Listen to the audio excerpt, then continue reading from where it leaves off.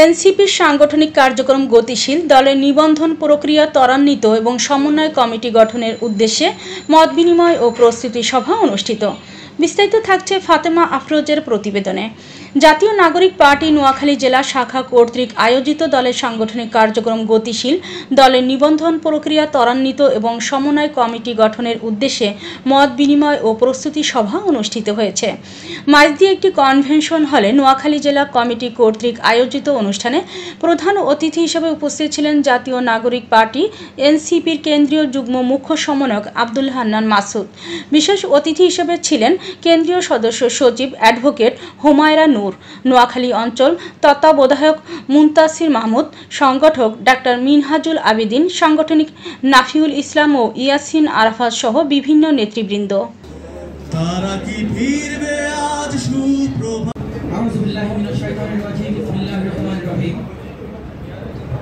আমি সর্বপ্রথম শুরু করছি মহান আল্লাহ আলামিনকে যারা সুসংবাদ জানিয়ে 1971 সালের পরবর্তী সময়ে স্বাধীনতার 54 তারুণ্য শক্তিকে প্রাধান্য দিয়ে আগামী দিনে বাংলাদেশ এগিয়ে